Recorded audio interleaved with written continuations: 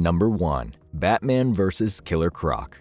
Like all of Batman's toughest cases, the story of Hush opens on the mean streets of Gotham City. Tonight, a young boy has been kidnapped by the monstrous Killer Croc. The boy in question is Edmund Lamont IV, heir to a massive family fortune, and his ransom was set by the crocodile criminal to $10 million.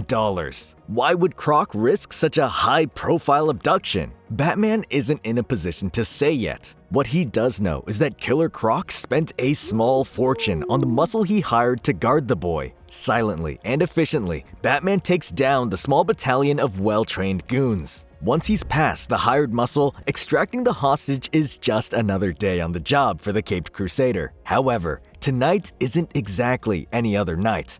Just as Bats had gotten the kid out in the open, he's descended upon by the gargantuan scaly frame of Killer Croc. "You shouldn't have come here," Croc hissed angrily at Batman. "This doesn't involve you. I need that money." Batman notices instantly that this time, not only is Croc not pulling any punches, but the sewer-dwelling gang boss has mutated wildly out of control. Understanding that the life of the young boy is still very much at risk, Batman puts Croc down as quickly as possible by frying his ears with a well-placed sonic gadget. But even as he takes him down, Batman can already tell something is wrong. Kidnapping was never Croc's MO, he thinks. Someone else had a hand in all this. The instant Batman had the reptilian robber out cold, the FBI moves in to contain the scene and handle the cleanup. But only when the dust settles do the feds realize that the $10 million bounty has been taken from right under their noses. In his heat-sensing goggles, Batman sees a familiar frame darting across rooftops away from the scene. Without hesitation, he hurls himself across the city after Catwoman, who's swiftly making off with the ransom money. As he chases the feline felon, Batman can't help but note the strangeness of her behavior too. Of late, she had been trying to make a go of it on the right side of the law. Batman considers as he begins gaining on his target. For her to come out here, on my ground, there is something wrong about all of this. But as the two begin to settle into one of their playful, flirtatious chases across the Gotham skyline, something truly unexpected happens. Batman's rope suddenly snaps in as it goes taut, sending the Dark Knight careening towards the ground. One chance. The Bat thinks as he falls. He reaches for a nearby gargoyle on his way towards the cold concrete below and manages to grab on for dear life. His shoulder breaks, and then after some grumbling, the gargoyle gives way as well. He hits the ground with a smack and finds himself unable to move as some nearby ne'er-do-wells move in to investigate the noise. Meanwhile, having strangely not doubled back to check on Batman, Catwoman arrives at a penthouse suite. Serenely, as if in the throes of a trance, the whispered words of Poison Ivy draw Catwoman closer and closer until the master thief does something she's never been known to do. She hands over the ransom money without a word of protest. Batman's long, illustrious career may have ended in that cold, dark alley at the mercy of some petty Gotham thugs if it weren't for the timely arrival of the Huntress. Though, before her arrival, his suit's booby traps were able to keep the muggers from removing his mask or any of his gear. But as the paralyzed Batman lay there with a gun pointed straight at his face, a perfectly executed kick sent the weapon flying and saved Bruce Wayne's life. The muggers didn't stand a chance against the Huntress, and her takedown of the group was so methodical that even the barely conscious Batman was impressed by her skill and heart. As Huntress finished off the bullies, the Batmobile came roaring into the alley. Huntress quickly deposited Batman's body into the car and it sped away into the night without so much as a thank you. When Bruce returned to the cave, Alfred got right to work, trying to mend his broken body from the damage sustained in the fall. Though, for one of the first times ever, even Alfred's prodigious surgical experience wasn't enough. "I'm afraid, Master Bruce," Alfred said to his son as he lay bleeding on the table, "that if you can hear me, there is far too much damage for my particular skills. Your skull is fractured." But by a stroke of luck, Bruce was able to hear Alfred and began tapping out a name in Morse code with the only movement his broken body could muster. The name was Thomas Elliot, one of the figures from Bruce's childhood who could be considered a friend. Within hours, the famed neurosurgeon, Dr. Thomas Elliot, was entering the operating room with his old friend Bruce Wayne on the table. Bold, funny, and likable, Thomas was just about the opposite of the solemn, quiet man that Bruce had grown into. But in their youth, before the death of Bruce's parents, the two had grown quite close. Hours later, though Bruce's injuries were beyond severe, that night, Thomas was able to save Bruce and solve all the internal brain damage that had been done. After his near-fatal brush with death, Batman got right back to work, specifically interrogating Killer Croc in the bowels of Arkham Asylum. Once again, noting that Croc seemed to be slowly devolving into a more monstrous, less human form, Batman began ramping Croc up, getting him more and more agitated by ignoring him completely. Finally, Croc burst from his chains and after a short scuffle, managed to escape. But despite appearances, all had gone according to plan. Amanda Waller, head of the Suicide Squad, stepped out from the shadows after Croc had taken off and told Batman, "I don't like this. I don't like you." The Bat replied. Waller decided not to get in Batman's way this time.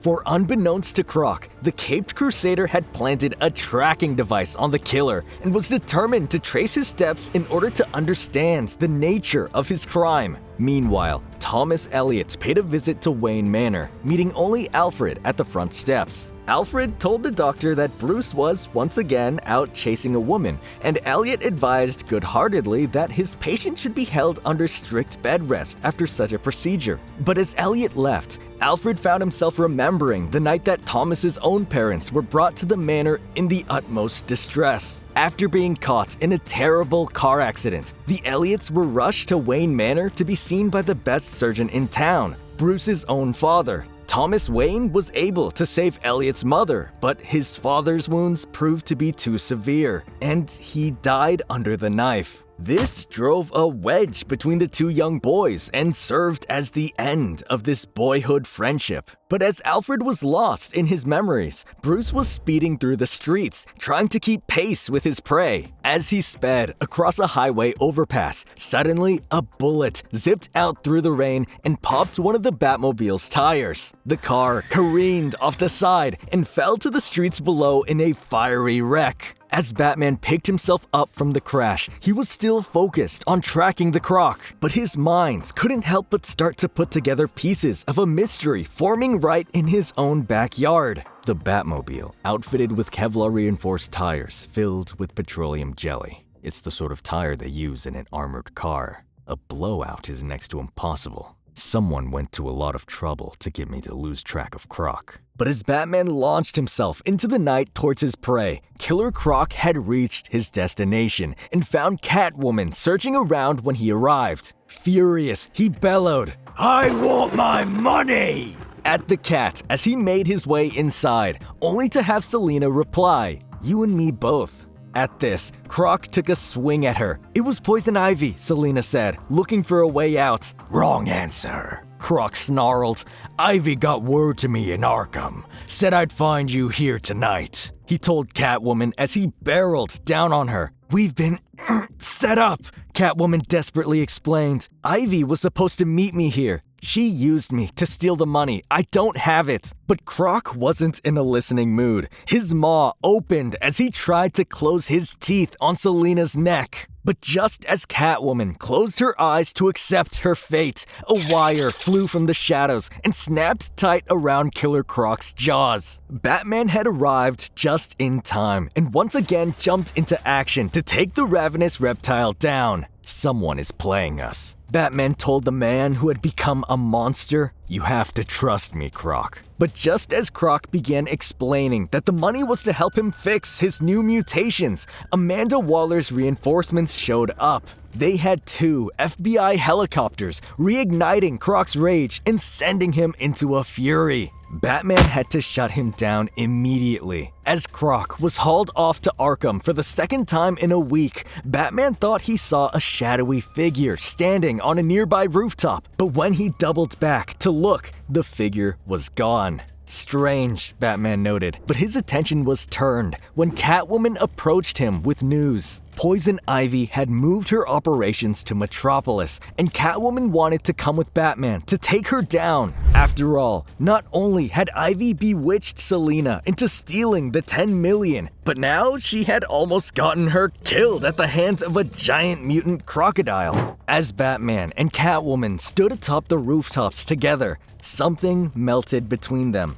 "I don't think I've ever properly thanked you," Selina admitted, having just been saved again by Gotham's grim protector. "Don't," Batman told her gruffly, but Catwoman wouldn't be dissuaded. "We've done this dance for a long time," she said, growing closer still. "Aren't you at all curious?" And with that, she leaned in and kissed Batman, a kiss so deep and profound that the Dark Knight couldn't help but indulge. Hush set the tone for how Batman and Catwoman's love affair would be considered by future creative teams, and its effects on both characters can still be felt today. Number 2. Batman vs. Mind-Controlled Superman.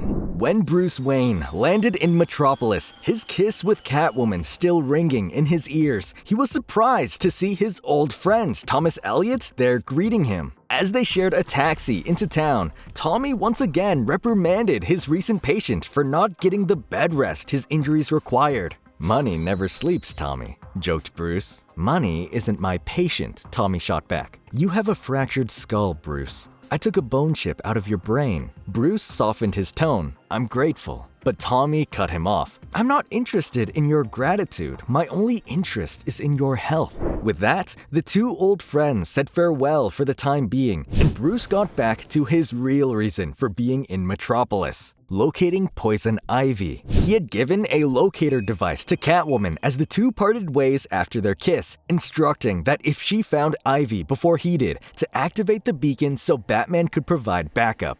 Catwoman's last words to him that night were, "If I find Ivy first, you're gonna have to wait your turn." Bruce started his search for Ivy at the corporate headquarters of Lex Luthor's tech company, LexCorp. But at this time, the head of the company was actually one of Bruce's ex-lovers, Talia al Ghul. Batman told Talia that if any large purchases of a potent plant hormone were noted in the near future, to let him know immediately. But when Talia started flirting with Bruce, even slightly, his mind was tugged back to the moments he'd shared with Catwoman on the rooftop the night before. At that, the beacon on his belt began to hum, meaning that somewhere in the city, Selina had activated the locator device. Batman sped off from Talia, thinking that Catwoman had located their quarry, but was surprised to find that Selina simply wanted to link up in order to go in on Ivy together. As they approached Ivy's hideout, Catwoman went in head first without heeding the possible danger. She tried to trick Ivy into thinking she was back under her pheromone-based spell, but Ivy saw through her lie. Catwoman got some good shots in while she had the upper hand, but soon Vine snaked out and caught her by the neck,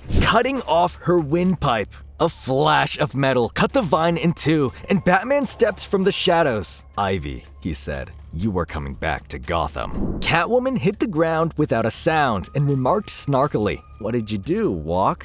Ivy didn't seem the least bit concerned, though, at the sight of Batman. "So, the kitten brought a champion.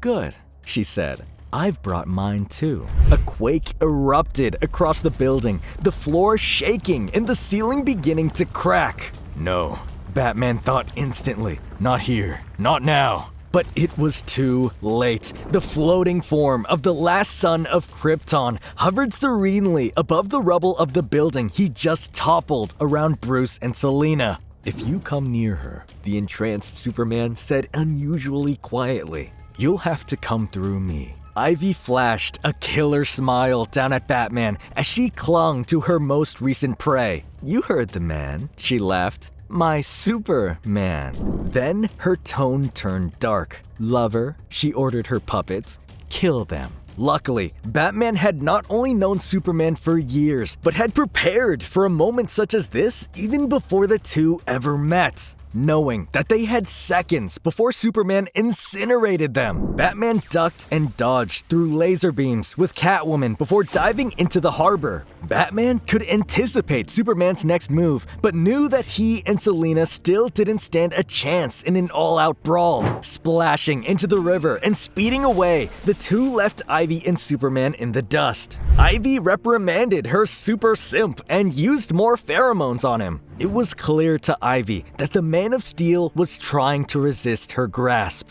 As she increased her control over Superman, Batman and Catwoman raced through the tunnels underneath Metropolis. Eventually, they slowed, feeling confident they were no longer in immediate peril. Using the time for all it was worth, Batman reached into his belt and pulled forth a glowing green ring. You don't come to Metropolis and not be prepared for him, Batman thought as Catwoman looked on with an impressed look on her face. Quickly, a plan is formed between the two partners without the words even needing to be spoken. You know your part? Batman asked. Your standard snatch and grab, Selina replied. Any one of the three of them, Bruce told her, but Selina disagreed. It'll be the gal if we want to get a reaction from him. It has to be the gal. With that, Catwoman grabbed Batman and pulled him in for a second, much quicker kiss. Batman was taken aback, his focus momentarily frayed by his emotions, but two echoing blasts let Selina know their sparring partner was closing in. That's my cue.